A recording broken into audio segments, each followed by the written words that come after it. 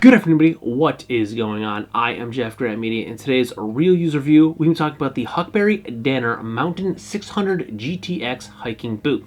Now, Huckberry did send me this boot as a sample for review, but all the opinions in this video are mine and mine alone. I did not share this content with Huckberry or Danner prior to publication. They will see this when you do. In addition to that, there is an affiliate link in the description box down below. If you're considering buying this boot or any other product from Huckberry, please consider using that link. It doesn't cost you anything extra, but I do get a small percentage of that sale kicked back to me, and all that money goes back into the channel, and we produce more content so consumers can make informed purchasing decisions. So now, we've had this for our standard 3-4 weeks, and I will say I have hiked in this, yes, every single week since I have gotten this boot. So I have at least 3 hikes and 1 walk on a fairly manicured trail. It's a rails to trails. It follows the railroad tracks. At one point, it was a finely, nicely manicured and maintained trail. And then, like the year after they rehabbed it, they just let it go to hell. But we did walk on that as well as the railroad tracks and the gravel that's next to the railroad tracks. So I did walk on a variety of terrains with these boots, but before we get into all of that, let's do a few of the specs and features of the Huckberry Danner Mountain 600 GTX. The boot comes in at $220 USD. It is available in the exclusive Gold Rush colorway that is available only at Huckberry. The boot is 100% waterproof, and it features a breathable Gore-Tex liner. It has a bi-fit board construction in place of a shank. It features a removable polyurethane footbed, a Vibram Cletterlift thin outsole. Danner says that this is completely recraftable and resolable at their Danner recrafting department in Portland, Oregon. Now, in the description for this boot, they also say this is a stitched down construction, but to me, this appears to be a bonded sole, meaning it's glued on. I don't see any stitching on the outsole. But regardless of that, this is recraftable at the Danner recrafting facility. So if you really like these boots, put a lot of miles on these boots, it's most likely cheaper to have these recrafted and resold than it would be to drop $220 on a brand new pair. And I can say these have been really, really comfortable for me. So how did I wear them? Well, they're hiking boots, so obviously I wore them hiking. I wore these hiking today. We just got back from a hike not too long ago. The first time I got them, I think I got them on like a Wednesday or Thursday. That Friday, it's casual Friday. I mean, I dress fairly casual at work anyway, but I wore these to work. I wanted to break them in a little bit, so when I took them on a hike that weekend, I wasn't taking a brand new pair of boots, and I get out in the middle of the woods and my feet are killing me and I'm like hobbling back to the car. So I wore them to work that Friday, and I will say they're like an okay looking boot, but even on a casual Friday, I don't think that these are the best boot to wear to the office building. It is certainly a hiker boot. It has a hiker boot look to it. It's not the best to wear to an office building, but I did wear them there. Again, I wanted to break them in. And then I wore them the next day, that's Saturday, grocery shopping, running some errands. I wanted to make sure they were broken in. I didn't want to get out into the middle of the woods and then have incredibly sore feet and just be regretful that I had not worn them a little bit before I took them hiking. But I can honestly say, I don't think I needed to do that. I didn't experience any rubbing, any pinching, any sore spots, any hot spots on my feet. They fit and wore really, really well. And I was moving around a lot at work and out and about, running around doing grocery shopping, running errands, and it was fine. And then the very next Sunday, so like a couple days after I got the boots, we went on like a 3 or 4 or 5, I don't know. We took a big long hike. I'm sure I logged it on my watch. I don't remember how far it was, but we did take a decent hike, and they were completely fine. Again, my feet didn't hurt. I didn't have any soreness. I didn't have any hot spots. I didn't get any blisters. They were really, really great. And that was probably the sloppiest hike out of any of the hikes. There was a bit of mud that we traversed. That's where I walked directly into the creek on that very first hike, and they were really nice. They were really great. They were really comfortable. I didn't experience any sore spots. Again, like they were great. I had a lot of traction, and can't even tell that I wore these things really. Like I can see in person the suede is a little bit dirty, but like I'm looking at the monitor here, and it does not appear to be coming across either of these boots that they are dirty. Like again, to the eye, I can see a little bit of dirt and wear on them, but on the camera, they look completely fine. I'm like, the soles look great. Now there is like a rock somewhere, I just noticed. There's a rock stuck in the sole here. And that's like really the only show that I wore these boots is there's one rock stuck in the insole or the outsole. But they look great. So the suede is shedding water amazingly. It didn't even absorb it, so I didn't even have to use that Gore-Tex liner on the inside. It just completely shed the water. It's shedding most of the dirt. The soles aren't tracking in anything. I mean, the soles are completely, this lug is completely bare. Again, today it wasn't too bad, but that first hike, it was pretty sloppy, and I didn't track much. I think I did like 1 or 2 feet stomps on my way to the car, and everything came out of the sole. So like it's doing really well. It's really comfortable to wear, and I've worn it every weekend since. So we did that very first hike, then we did a couple more hikes. We mostly hike at this one state park. It's close to the house. There's a lot of different trails, varying terrain. We really like it. If I go on the back side of the lake, it's very, very secluded back there. You don't see a lot of people, so I can usually let the dog off the leash and let him run around a little bit, get some of the energy out, do a couple of those zoomies. But we walk on the lakeside trail. It's a little bit more busy. Lots of roots. I live in Pennsylvania, so there's lots of roots, lots of rocks. So there's lots of tripping hazards. And the toe, again, it looks great. You can't really see, like if you're looking here where I'm really stubbing my toe, and up top, you're not really seeing any signs of wear. And if you've watched any type of hiking related video, especially the Appalachian Trail, people hate Pennsylvania because it's nothing but rocks and tree roots, so you're constantly kicking them. And not only did my toes feel completely fine, I wasn't feeling like I was bashing the hell out of my toes, but the boots are showing no signs of wear at all on there. In the lakeside trail that we took today, while it wasn't super sloppy, it was completely covered in leaves, so you could not see any of those hazards. I don't know how many rocks and roots that I tripped on. Hazel actually fell at least twice today, and the boots look great. Both of them, you can tell both of the toes, they look okay. You can't see any scuffing or nicking, and I, again, certainly kicked a ton of rocks and stuff today because it was nothing but fall foliage.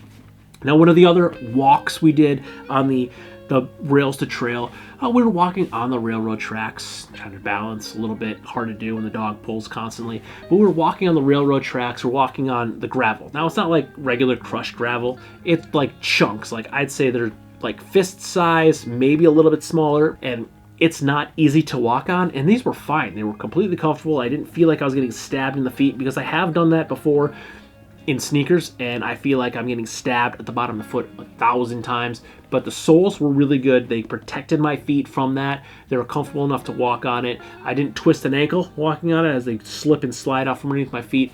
And walking on the standard semi-pea gravel, mostly dirt trail was completely fine. It's fairly flat down there when you're walking on the actual trail, not on the train tracks or the rocks next to it, but walking on like a fairly maintained trail, these were completely fine. Like, this is overkill for that trail. I could have probably walked on, if I didn't do the train tracks and the rocks, I could have probably walked on that trail in a pair of Chuck Taylors and been fairly okay. So these were overkill for the trail portion, but walking on the railroad tracks and all the gravel around it, I was happy that I had these on because the soles were keeping my feet from, again, feeling like I was being stabbed by 1,000 tiny little knives. And most of the, I think if not all of the other 3 hikes were all at the same state park, just on different trails. So varying terrains, and they've been great. They've been holding up really well. One point of note I would like to make, these do have a gusseted tongue, but as you can see here, it comes down to a little above the last eyelet here, and it's basically right about even with the first speed hook is where the gusset stops. So you don't want to go in water above this because it will just spill over and go inside the boot. So they do have a gusseted tongue. They are Gore-Tex lined, so the Gore-Tex will keep it out. Now, again, I stood in that water and I didn't get wet at all. I wasn't standing in it for like a very, very long time. I think I stood there for a minute or two, and it was great. The boots were great. They, again, shed the water. I don't even feel like the water got to that Gore-Tex liner. The suede kept it out. But they do have a gusseted tongue, which is great. You kind of want a gusseted tongue when you have Gore-Tex, but it does only come up to this first speed eyelet here. So you want to make sure you don't go in water above this. Otherwise, Gore-Tex or not, your foot's going to get wet because the water's just going to come over the top. So great boot, incredibly comfortable, incredibly durable. Like, again, I can't get over how clean these things still look. and that very first hike, it was pretty sloppy. It was pretty brutal. I don't even think I filmed the sloppiest part because the dog was pulling me and I was trying to not slip and slide and fall into the mud. And they held up great. Like it was good. Again, the boots, they shed all of that crap off. They look so good, and I don't think I needed to do that day and a half or so of wear to break them in. I probably could have put these on my feet right out of the box and gone and done 4 or 5 miles. Now, I would not have went and done like 20 miles or 30 miles in this. I wouldn't have done like an overnight backpacking trip, but I'm pretty confident had I put these on and gone on a 5 to 6 mile hike the very first time wearing them, I would have been fine. I don't think I would have gotten any blisters or anything. They've been really, really great. And one point of note that I would like to make is I really like the branding. Here we can see the standard Danner branding that we're going to get on all their boots, but we spin her to the back, and there we have our Huckberry logo embossed onto the leather of the heel here. And I don't really like the Huckberry logo in general, but I like that it's just embossed into the leather. It's not blasted all over the boot. Look, Huckberry Danner collaboration. It's not like in an orange like font that you can really see from a million miles away. And granted, if you're wearing, most pairs of pants will cover both of these logos, but I like it. It's simple, it's subtle, and it's done tastefully. It's not overdone. I hate when there's a ton of branding on clothing. I like when there's nice, simple, subtle branding. I don't mind when a company brands a product. I mean, you want people to know who makes it, and I get it. If I owned a company, I would want to put my name on the products I make so people can see who makes them, so if they like them, they know where to buy them. But I like that it was subtle enough that it's there. It's not only a cool logo, but it's done subtly and tastefully, that it's not just screaming, "Hey, Huckberry Danner."